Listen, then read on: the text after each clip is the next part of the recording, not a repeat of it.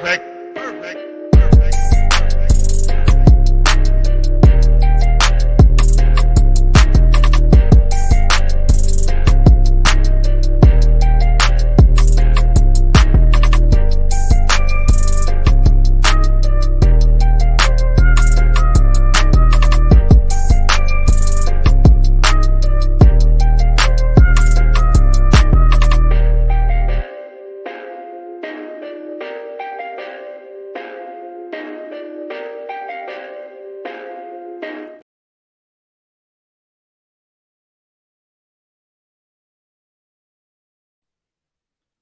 All right, everybody, what's going on, man? How y'all doing? Welcome to today's edition of SWAC Talk. This is the show we cover the SWAC inside and out, and I'm your tour guide around the SWAC. See what else coming at you. And today it's time to talk about week one, man. We got week 0 in the books, so now it's week 1. Everybody's playing. Got quite a few FCS matchups. Got got a SWAC game. It's not a SWAC game. Got a couple SWAC matchups on the schedule. Got a nice HBCU FCS matchup, got a couple few FBS matchups and a D2 matchup. So we got a full slate, man, and we're gonna run through these games, and we're basically gonna spend the bulk of our time on the game of the week, which is the Orange Blossom Classic, Florida A&M and Jackson State. Obviously, that game's been brewing since last season's game. Another game I do want to talk about, a little bit more would be the Labor Day Classic, Prairie View against Texas Southern. That's a big game for West Division supremacy early. So we're going to jump right into this, man. We got our weekly schedule on our socials. So make sure y'all check those out. Facebook is SWAC Talk, Instagram SWAC Talk, Twitter SWAC Talk 76. Don't forget to like the video, comment your thoughts on week 1. Who you think gonna win, and the whole nine. So let me know. Hit that subscribe button, and don't forget, if you would like, hit that join button to become a member of the channel. So let's go ahead and jump right into this, man. We're gonna go ahead and move pretty swiftly through this preview for week 1 because there's a lot to cover. Thursday night action starts off the SWAC week 1 schedule. Pine Bluff is at Tulsa. That's a 7 p.m. kickoff on ESPN Plus. Pine Bluff comes in here. We don't know what, what I'm saying? We don't really know what the Golden Lions are going to have up their sleeve. On either side of the ball, this is Coach Hampton's first game coaching at Pine Bluff. The team was, pretty poor the last couple of years. They did lose their leading rusher, Kayvon Britton, from last season. So lose to Skylar Perry, a quarterback also, and a few defensive guys to the portal doesn't help this team at all. So this is, to me, a game where you're gonna see a lot of guys just out there trying to make some things happen, trying to find some chemistry, and just trying to play a clean game of football so you can get ready for the rest of the season. Tulsa is a team that's coming in also with a new head coach. Their head coach is Kevin Wilson. He was he coached at Ohio State and Indiana. He was a offensive coordinator at Ohio State and tight ends coach, and he's the head coach at Indiana, compiling a 26-47 record at Indiana. So he's a guy who's been around. He also coached at North Carolina A&T, Winston-Salem State. So he has a little bit of HBCU tenures in his resume. This team loses a lot of guys from last season. They lose their starting running back and 3 starters at receiver. So this is going to be a new look offense. Offense is led by Steve Spurrier Jr. I just thought that would be something to really put out there. And they're being led by a sophomore quarterback named Braylon Braxton. He started 3 games last season, going 2-1 in those games. He had 2 300-plus yard games passing last season, 302 yards against USF. And he threw for 316 against Houston. So, he's a guy who can put the ball in the air. Obviously, they're going to have a new receiving core and new running back core. So, there's not a lot to really go off with this team. I'm not going to, I think Tulsa's going to do what these teams do. They're going to come out and, assert themselves and try to, get some momentum going early. Pine Bluff, for all the energy that Coach Hampton brings to the table, I really hope that this team can play a pretty clean game of football. We don't know who's playing where, so it's tough to really say how this team will do. So I think Tulsa's gonna take care of business in this game. I'm saying I'm gonna throw out a score of 52-7. I don't really have because I don't know anything about what Pine Bluff wants to do. I can't even say that they may do this or they may do that. So I just want to see the Golden Lions come out and play hard and try to make some things happen. Our next game is in New Jersey, Hampton against Grambling in Harrison, New Jersey, 2:00 kickoff on NFL Network.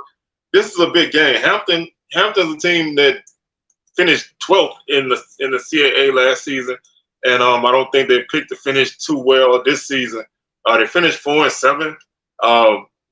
They returned 4 starters on their O-line, and they returned some pretty solid guys. Malcolm Mays is the quarterback. He threw for 1,574 yards. He did have 15 touchdowns and 15 interceptions. So he's turnover prone. The leading receiver returning is Tyler Thompson, 22 catches for 278 yards and 2 touchdowns. Obviously, they had Jadakiss Bonds as their top receiver last season, so you're losing a big time guy like that. It's gonna be tough to replace him. Darren Butts is the leading rusher. He had 104 carries for 525 yards and 3 touchdowns, average 5 yards per carry. So really solid running back right there. Like I said, they returned 4 starters on their O-line. Defensively, they only returned 4 starters as a whole, and none of their defensive line comes back. They returned 3 defensive backs and 1 linebacker, and that guy is Quashin Townsell. He had 48 solo tackles, 52 assisted tackles for 100 total tackles, and 4 tackles for loss.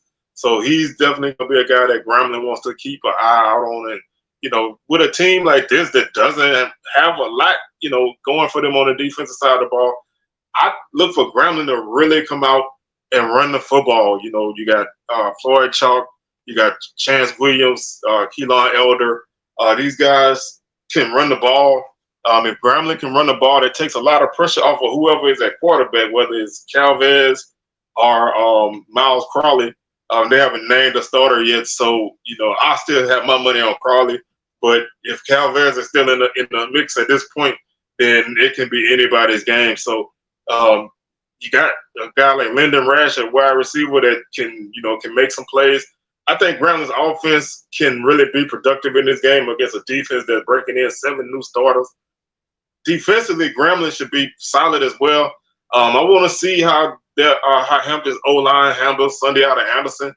You also got Lewis Matthews at linebacker. Those 2 guys alone are going to be a handful for a Hampton team that turned the ball over quite a bit last season. So Grambling can continue to force this team to be turnover prone.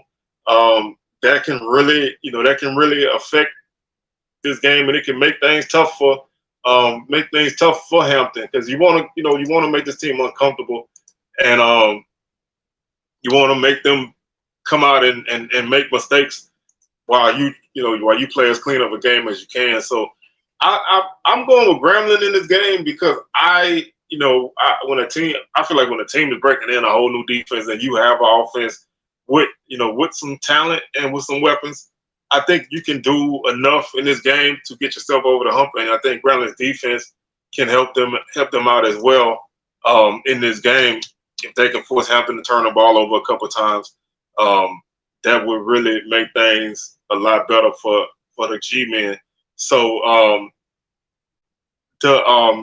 looking at the point spreads that I went over yesterday, Grambling is a 5-point underdog in this game. And again, these are not official lines or anything like that, but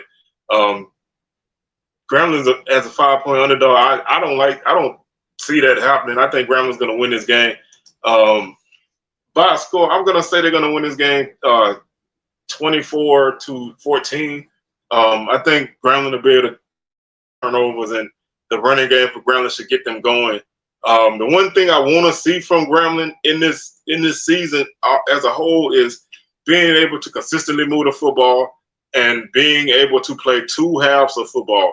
The second half was Grambling's Achilles heel all season last year, so I really want to see them come out and make some things happen on the offensive side of the ball, while their defense can wreak a little havoc against Hampton. That takes us to our next game, which is in Chicago.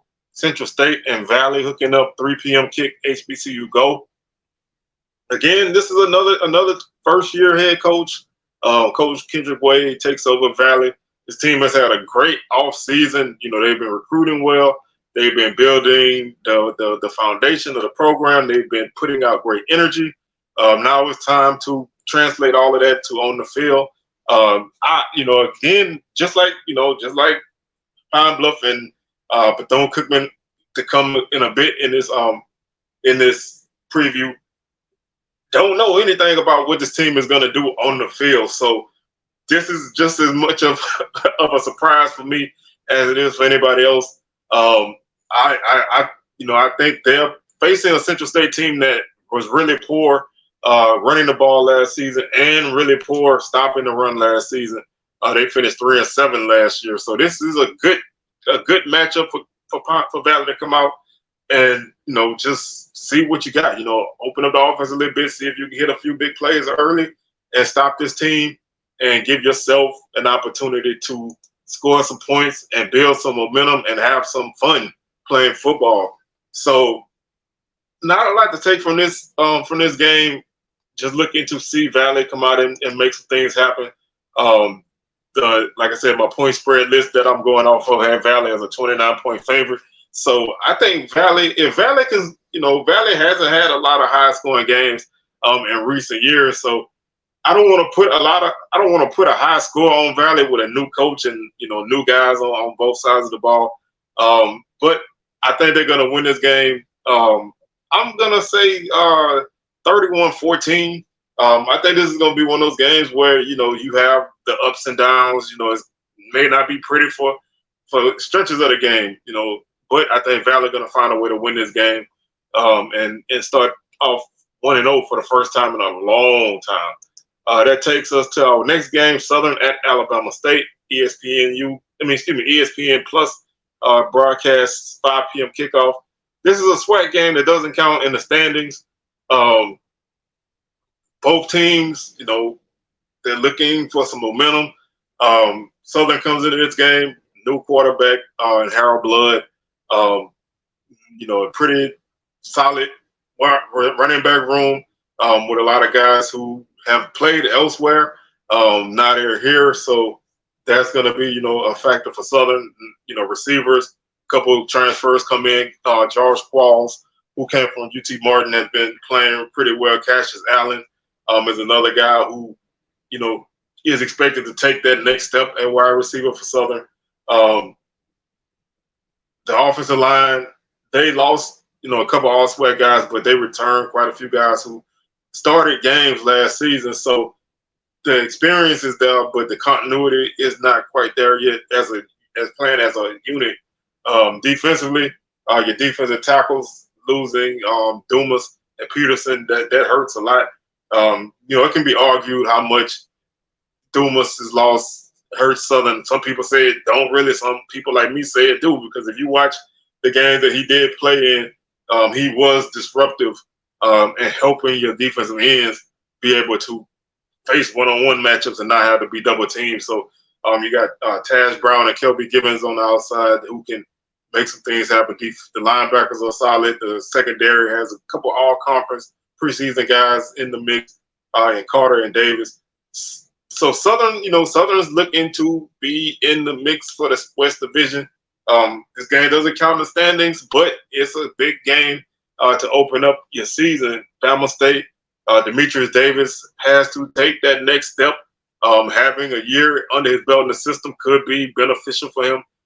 Damon Stewart is pushing him in the battle, but I think Davis is pretty much the guy. So it's up to him to get this offense untracked because they averaged like 19 points a game last season, and that's not going to get it done with for anybody, no matter how solid your defense is. Juwan Howell should be their big bruising back. If they can find a guy to be a change of pace for him, that will help a lot. Keyshawn Johnson is one of the better receivers in the league, so expect to see them go to him early and often. Defensively, they lost quite a few guys to the portal and also the graduation. They returned Bubba Adams, Adrian Maddox, Kel Jackson, a couple other guys, Mikey Victor, a couple other guys in secondary who are big playmakers. Their safeties their cornerbacks are tall. This defense, I don't know how much better or even to last season this defense would be because they lost some key guys. Can they plug those guys in, and can they keep Bubba Adams untouched so he can make plays at linebacker? This will be another game I think is going to take a while for it to get going. There may be a big play here or there. If I did give Southern an edge in this game, I would say special teams is the edge for Southern. Robins Bopla at punter is definitely going to be a guy who can help Southern keep Bama State in poor field position if the game turns into that. Josh Griffin is a kid with a really strong leg. Went 6 of 9 on field goals last season, so definitely a guy who can make those field goals or pin them deep on kickoffs. So with all that being said, man, I like Southern to win this game, but I think Bama State has a really good chance of winning this game. The spread that I'm using is Southern by 6. I'm not quite sure. I think Southern can win this game by a touchdown or so, but I'm liking this game more as a 24-21 type of game. I think it's gonna come down to the fourth quarter. There's gonna be some mistakes here and there for both teams. There's gonna be some drives that don't get finished, but I think both teams can hit a big play here or there, and the team who doesn't turn the ball over and is able to consistently drive the football should be able to survive this game. So I like Southern by a score of 24-21, but it could very easily go the other way. And that takes us to our string of FBS games that we have on the schedule. We have Alabama A&M at Vandy. Vandy's coming off of a victory against Hawaii on Saturday, 35-28. AJ Swan threw 2 touchdowns for them at quarterback, and the Ricky Wright had 2 interceptions for them. So that, definitely want to be aware of where that guy is. But this, Vandy's one of those teams that you never know what they're going to bring to the table. They tend to kind of struggle at times. Alabama A&M coming in with multiple quarterbacks. Coach Manor stated that he expects to play 2 quarterbacks in this game. Most likely Brown and Langford. Donovan Eaglin is the guy to run the ball for them. Zarion Hayes should be solid on the D-line, and Hambrick at wide receiver should be a weapon for whoever is playing quarterback. Vandy had a really solid game on defense against the run against Hawaii. They gave up 40 yards on the ground. They only gained 39, so they didn't run the ball well at all in this game. They gave up 351 through the air, so that's something maybe there is a little suspect. It's gonna be really interesting to see how Coach Manor approaches this game. I know we joke that he gets paid to win SWAC games, but being able to come out in this game and make something happen, not necessarily wins and losses make something happen, but just keeping yourself in good position could definitely help you as you move forward. Vandy is favored by 22.5. I think they'll get that comfortably. I'm gonna say Vandy 38, Alabama A&M 10. I don't think Vandy's that good offensively, and defensively they had a pretty poor showing against Hawaii. So I think Alabama A&M can probably move the ball if they can run it, and find themselves in a pretty decent position to score some points in this game. So I just expect to see a pretty solid effort from the Bulldogs, and that takes us to Bethune-Cookman at Memphis. Another 6 p.m. kick, ESPN Plus. Coach Woody, just like I said for Valley and Pine Bluff, I can't say anything about that team. This would be my introduction to who they are. Interested to see, what they do, how they, what they run, on both sides of the ball. Memphis is a pretty solid opponent. This is a team that that's won. They are 21-16 in their last 4 years. They went to bowl game and beat Utah State last season. So this is a team who has been really solid in recent years. They run the ball pretty decently, 142 yards per game. They do have a new they do have they have a quarterback who has started a few games here and there, and is able to fill an arrow with footballs. But if there's any game on the schedule that I don't, I would say, throw they're gonna throw the kitchen sink at you. I think it's gonna be Memphis, because I just don't know what Bethune-Cookman is, and they're favored by 45 in this game. Memphis is, and I think they'll, barring anything crazy, I think they'll get there. I'll say 49-3. I have no idea about Bethune-Cookman. So the best thing about this week is I'll be able to be more. I'll be able to know more about Valley, Pine Bluff, Bethune-Cookman. I'm glad that these games are here. I wish they wasn't playing FBS games or D2 games, because you can have a better idea of who they're playing. That takes us to our final FBS game of the week, and that's Alcorn at Southern Miss. This is a hell of a running back battle. I don't know, I don't know what, how it's going to turn out, but talent-wise, this is a really, really good running back matchup. Jarvion Howard from Alcorn, Frank Gore Jr. from USM. If you like running backs, this should be the game for you. So we'll see how they both do. Frank Gore ran for 1,300 yards last season. Howard like 1,200. So both of them really carried the ball really well last season. So that should be a fun matchup there. USM has a new quarterback, so that's going to be an interesting thing. They lose their top receiver for last season, so there's a hole to fill. This team meaning USM, finished 7th in the nation in interceptions. So if you're Alcorn, you definitely want to be careful passing the ball. For Alcorn, you got a lot of proven commodities. Your defense is very good. You got a solid, you got a known running back who is a star. You have Montario Hunt at wide receiver, who will be a star. Your quarterback, either Macon or Allen, just don't make a lot of mistakes. If you can run the ball in this game and keep and keep some drives going, I think you can find yourself in a pretty decent spot. It's gonna be tough to match up against a team that has such a great running game, because they're gonna lean on it, especially with a new quarterback.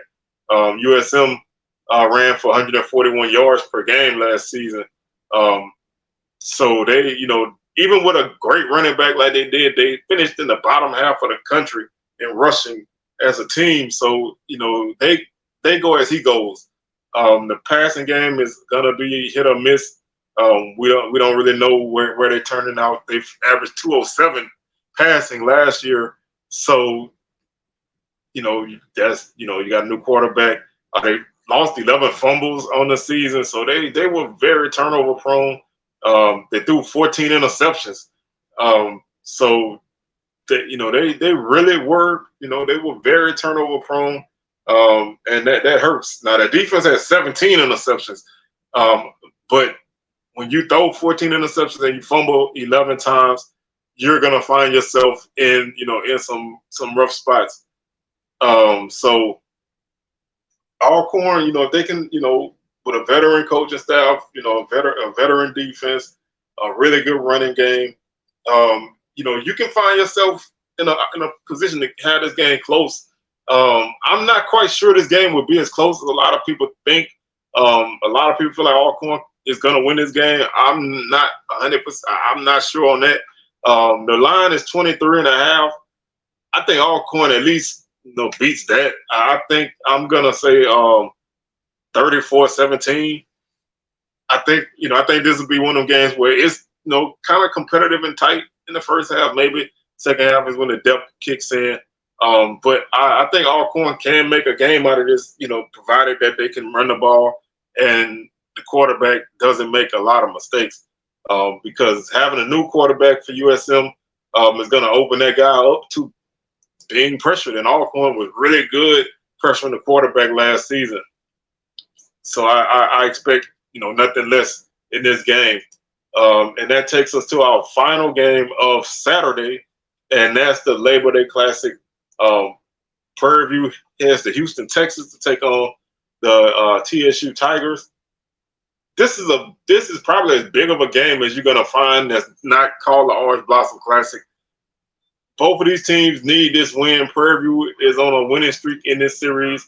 At 7 o'clock kickoff, ESPN Plus. This is the last game on Saturday. Winner doesn't win it. Obviously you can't win the division in week one, and you can't really lose it in week one. But you don't want to be playing catch up for the rest of the season and needing the team that beat you to lose twice at minimum for you to catch them and pass them. So, you really want to get off on a good foot, regardless of which team you are. TSU, they have a really good offense. You would like to see them pass the ball more this season. They didn't really throw the ball a lot last season. They actually had the fewest passing attempts in the conference last season. So, you really would love to see with a quarterback like Andrew Body that they open up and throw a little bit more. The running game was really good, third in the league. Prairie View can run it as well. They led the league in rushing. So this may be another game like last season. I hope it's not like last season with the weather. And I think Prairie View threw like 5 passes all game long. I don't want to see it be that much of a running game, but I think this is going to be a running matchup. Neither team was great against the run on defense. Ironically, Prairie View was like middle of the pack, 7th in the league in rushing defense. Texas Southern was next to last, giving up over 200 yards per game. They have to improve that number if they want to be in the mix in the conference and the division. Prairie View last season was second in passing defense, allowing 180 yards per game. The one thing TSU did very well last season was pick off passes. They led the league with 16. Prairie View was right behind them with 13. So this is a game where both teams are opportunistic on defense in the pass game. Prairie View didn't really throw a lot. TSU didn't really throw a lot. TSU only had 6 interceptions on the season to 11 for Prairie View. Like I said, this is a good matchup. Especially in the run game. Body, Owens, Howard against Conley, Antoine, and Caleb Johnson. That's just a great running matchup. Both teams have really good offensive lines. They return a lot of guys. The defenses are gonna be key in this game. Prairie View's defense last season was a bit better. 6th in total defense to 9th in total defense. TSU still struggles against the run, so I need to see them play better against the run especially in this game. I know Prairie View gonna probably want to pass more, but I don't really see them going that far outside of what they do.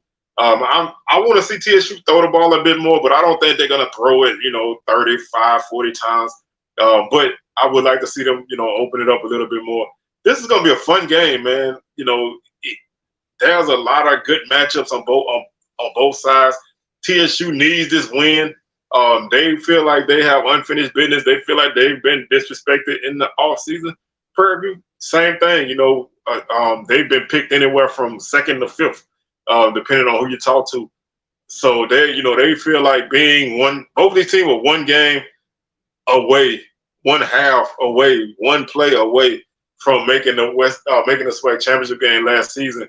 So they both feel like they have unfinished business, and they both feel like they have the opportunity to get to the SWAC championship game. And it starts with this matchup.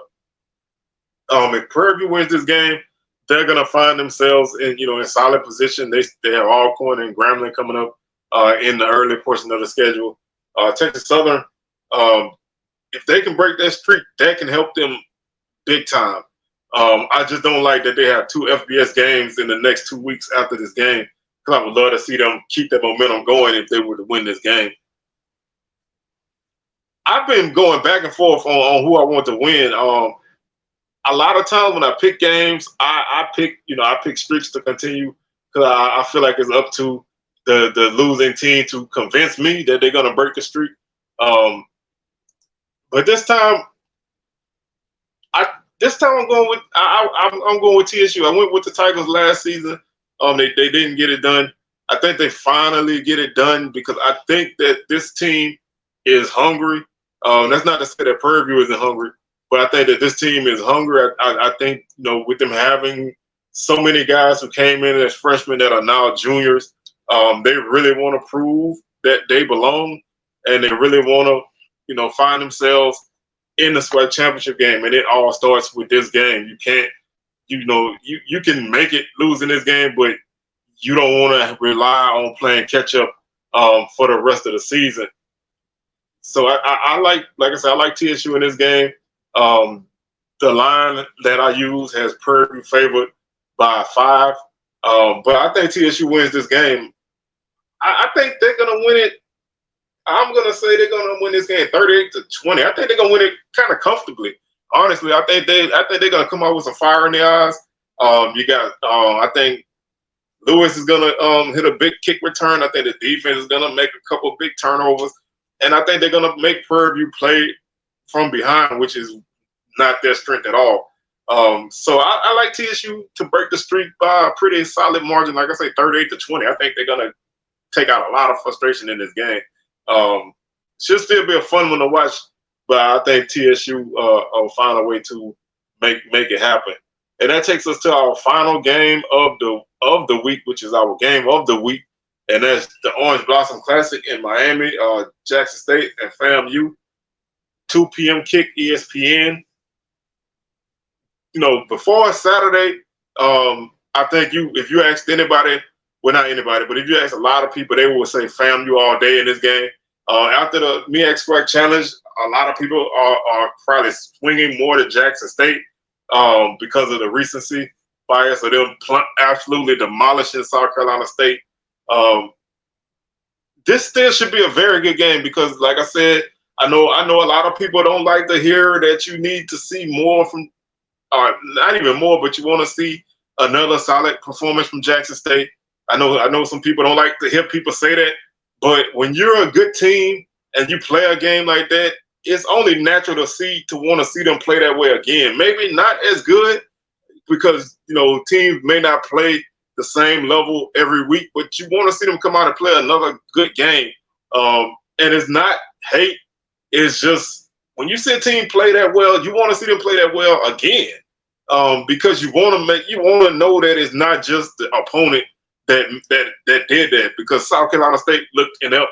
Jackson State made them look inept. It wasn't like Jackson State wasn't out there and South Carolina State was just tripping over their own feet all game. But FAMU is gonna be a challenge now. This team, they know that they need to win this game. 2 straight years of losing in the Orange Blossom Classic and then running the table in the rest of the conference. They've done that for 2 straight years. 1 year led to playoff berth, 1 year led to them staying at home. Their schedule doesn't allow for a postseason other than the SWAC championship game and the Celebration Bowl. So they need to win this game. You don't want to try to play catch up. You don't want to try to chase Jackson State, again. You don't want to have to try to go 9-2, 7-1 in conference. You don't want to have to do that and hope that Jackson State drops 2 games so you can pass them or have some kind of weird 3-way tie. So you want to be able to come out and win this game just for your psyche alone. FAMU needs to win this game more than any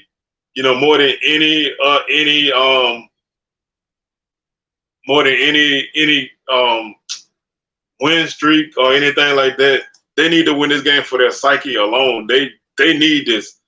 Jackson State, you have to prove it again. Jason Brown had a really good game. Irv Mulligan ran the ball extremely well. I would love to see him run the ball even more in this game. I feel like they kind of went away from the run a little bit last week. I want to see them, continue to pound the ball. I think if you're going to win this game against FAMU, you need to keep them on edge. So I think you need to run the ball, and the protection needs to be there.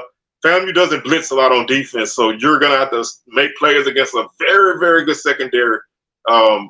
This secondary has quite a few all-conference guys on it. So you're gonna have to really be on another level coming into this game, because FAMU's defense is very, very good, especially on paper. You got guys like Isaiah Major and Gentle Hunt on linebacker and D line that are gonna anchor this defense, and this will be a tough defense. Jeremy Musa is, regardless of what your thoughts are on him last season, he's a better quarterback than Corey Fields, and that's I'm not saying he's great or nothing like that, but so you're gonna be challenged in different ways. Jamari Sharif, Marcus Riley, a receiver. The running game for FAMU is going to be important in this game. They didn't run the ball well last season. They didn't run it a lot anyway, but they also didn't run it that well. I would expect to see them to run the ball a bit more. Maybe take a little pressure off of the offense, off of the passing game, and try to get Musa comfortable. He coming off of a season where he went to Xavier Smith more than any other receiver on the team, so he's gonna need to have that guy that becomes his guy. So there's a lot of good matchups in this. Like I said, Jackson State defense was not tested at all on Saturday. They did give up a couple big runs here and there. There were a couple opportunities that South Carolina State just could not get the passes completed in. Those kind of things are going to be tougher opportunities in this game. The line that I have is Jackson State by 9.5. I think this game is going to be much closer either way. I don't know who to pick, honestly, man, because I feel like with the performance Jackson State had last week, that definitely gives them a little bit more of a boost coming into this game, as opposed to coming in off of a close win over a team like that, or even a loss to a team like that. They're coming in, on all cylinders. You want to make sure that this team doesn't get too high coming off of this win, and I think Coach Taylor is going to have those guys ready to play. I don't really think that's going to be an issue. But when you're dealing with human beings, you never know. When you have people, you hear people talking about, how many times you to beat this team and they're not that good, or you this and you that because you went out and played this way. I don't know. I do think that it's the opportunity to play a game before this game helps Jackson State immensely. They have an opportunity to look at what they did last week and correct some things. They left some points on the field. They had 2 fumbles, lost 1, missed a field goal. Those kind of things you want to clean up. Gave up a sack. Those kind of things you want to kind of clean up. And having that live action to look at helps a lot. So because of that fact, and because I think that this team played a very, very good game last week, I think JSU is going to continue the streak, man. I think FAMU is going to be. I think this is going to be a dogfight, man. It's not going to be 7-6 as far as the score goes, but it's not going to be 59-3 or whatever last season was. It's going to be a tight game like that 7-6 game, but not score wise. I think this game is going to be like 28-27. I think it's a 1-point game, man. I think it's going to come down to a late stop by Jackson State to win this game. I think this game is going to be more of what I expected from last week's game. I think you're going to see Jackson State have to move the ball consistently in this game. I think there'll be more times that they may not finish drives because I think FAMU is going to really test them. I just think that Jackson State is going to win this game because I need to see it. Like I said about teams breaking streaks. I went with TSU to break a streak. I'm not going to go crazy breaking streaks in this prediction, but I need to see it. I need to see FAMU do it. Like people say they need to see Jackson State play another good game this week. I need to see FAMU win this game before I say, that they're this and that. But I do think even losing this game that they're going to be in the mix for the division because I still think Jackson State is going to drop a game or two somewhere in the season. That's just my thoughts. So, again, I have JSU 28, FAMU 27. Should be a very, very good game, man. It can go either way. But I like Jackson State in this game right now, mainly because I need to see FAMU win this game for me to have the confidence to pick them in a matchup like this. I know that don't really make a lot of sense to some people, but that's my thought process when it comes to teams that have lost to teams quite a bit. So that's going to do it for today's show, man. Like I said, we got SWAC Smoke live tomorrow, 6 p.m. Central, 7 p.m. Eastern. And we'll talk about all this week one action coming up. We have our Saturday afternoon show. I don't want to call it pregame show because games will probably be going on by the time we do it. I'll probably drop the time that this show is going to be live, probably Thursday or Friday. So stay tuned to the socials to get that time.